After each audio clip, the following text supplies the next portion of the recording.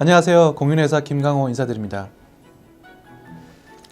지난 시간에 말씀드린 대로 오늘은 오바마 케어로 알려진 Affordable Care Act, 즉 건강보험 개혁법에 대해서 자세히 알아보도록 하겠습니다. 오바마 케어 그러면 이젠 너무나도 친숙한데요.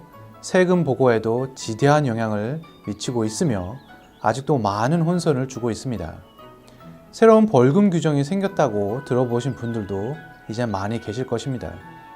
건강보험에 가입되어 있지 않을 시 2015년 기준으로 1인당 325불이나 가구 소득의 2% 중에서 높은 금액을 벌금으로 납부하셔야 하십니다.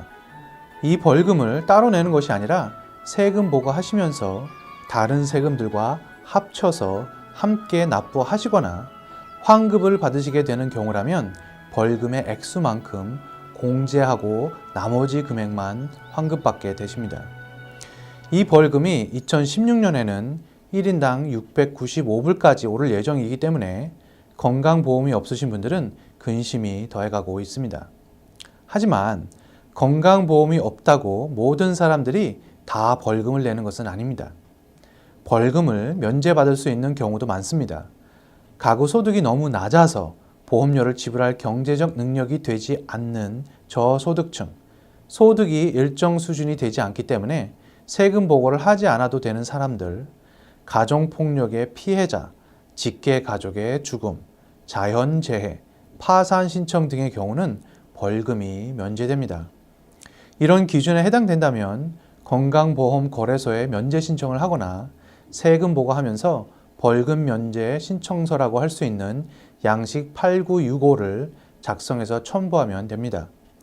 해외에 장기 거주하고 계시는 시민권, 영주권자도 당연히 오바마 케어에 가입할 필요도 따라서 벌금을 납부하지 않아도 되십니다. 그런데요, 오바마 케어 벌금 하면 벌금뿐만 아니라 세금 보고 해주시는 회계사님이 세금을 더 내야 한다라고 하더라. 도대체 왜 그런가 물어보시는 분들도 많습니다. 오바마 케어의 가장 큰 혜택이자 이를 통해서 건강보험에 가입하는 첫 번째 이유는 일반 보험회사를 통해서 건강보험을 구입할 때보다 저렴하다는 데 있습니다. 그 이유는 소득이 일정 수준을 넘지 않으면 프리미엄 텍스 크레딧이라고 하는 정부 보조금을 미리 지급해 주기 때문에 보험료가 현저히 낮아지게 된다는 것이죠. 그런데요, 텍스 크레딧을 얼마나 받을 수 있는가를 계산하기 위해서는 오바마 케어에 가입하시면서 예상 소득을 적어내셨을 것입니다. 그런데 예상 소득을 충분히 적어내기보다는 가능하면 적게 책정해서 보조금을 더 많이 받으려고 하는 것이 일반적이지 않겠습니까? 그래야 당장 내일부터 납부해야 하는 보험료가 내려가기 때문이죠. 그런데 세금 보고를 해보니 1년 동안 벌어들인 실제 소득이 예상 소득보다 높게 나왔다면 너무 많은 정부 보조금을 받았기 때문에 많이 받은 만큼 정부에 그 돈을 돌려줘야 합니다.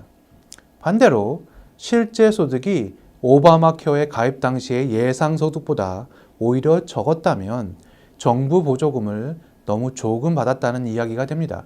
따라서 이런 분들은 세금 보고하시면서 지불한 보험료를 돌려받게 되는 것입니다. 이렇게 세금 보고하면서 1년 동안 받으신 정부 보조금의 정산을 위해서는 새로운 세금 서류인 1095A 폼이 반드시 있어야 합니다. 이 양식은 오바마 케어를 가입한 마켓플레이스라는 건강보험 거래소에서 1월 말이나 2월 초에 발행을 해줍니다. 중요한 것은 오바마 케어에 가입하신 분은 세금 보고할 소득이 전혀 없다 하더라도 세금 보고를 반드시 하셔야 하십니다. 하지 않으면 그 다음 해에 정부 보조금을 받을 수 없게 되기 때문입니다. 꼭 기억하시기 바랍니다. 저는 이 시간을 통해서 조정된 총소득이라고 불리는 AGI에 대해서 자세히 알아본 적이 있습니다. 이 AGI가 세금 보고 때 왜 중요한지도 자세히 설명했었습니다. 자, 이렇게 AGI가 결정되면 이제 본격적으로 taxable income, 즉 과세 대상 소득을 계산해야 합니다. AGI로부터 과세 대상 소득에 이르기 위해서는 거쳐야 할 세 가지 관문이 있습니다. 인적공제, 표준공제, 그리고 항목공제가 그것입니다. 순서대로 한번 살펴보겠습니다. 먼저 인적공제는 Personal Exemption이라고 합니다. 세금 보고를 하는 납세자 자신을 포함해서 배우자 그리고 기타 부양가족으로 이름을 올리는 한 사람당 4,000불씩 공제를 할 수 있습니다. 가족이 모두 4명이다 한다면 4,000불 곱하기 4 해서 16,000불까지 공제할 수 있으니까 절세를 위해서 아주 중요한 공제 항목이라고 할 수 있습니다. 여기서 부양가족이라 한다면 납세자의 미성년 자녀뿐만 아니라 이미 성인이 된 자녀를 포함 몇 가지 조건만 갖추어진다면 모든 사람이 다 부양가족이 될 수 있습니다. 가장 중요한 조건 3가지가 있다면 첫째, 부양가족이 되고자 하는 사람의 연소득이 4,000불 미만이어야 하고 둘째, 세금 보고하는 사람이 생활비의 50% 이상 부담해야 하며 셋째, 1년 동안 한 집에서 함께 살아야 합니다. 그러나 예외로 부모나 자녀를 포함 세법에서 말하는 가족은 함께 살지 않아도 무방합니다. 따라서 대학을 졸업한 장성한 자녀가 있는데 함께 살지 않는다 하더라도 그 부모는 성인 자녀를 부양가족으로 올릴 수 있습니다. 스탠다드 디덕션이라고 불리는 표준공제라는 것이 있습니다. 세금 보고하는 모든 사람들에게 주어지는 세제 혜택입니다. 전에도 설명드린 적이 있는 납세자 구분에 따라서 받을 수 있는 공제 금액이 달라집니다. 2015년을 기준으로 싱글과 부부 개별 보고는 6,300불까지, 세대주는 9,250불, 그리고 부부 합산일 경우 12,600불까지 공제를 할 수가 있습니다.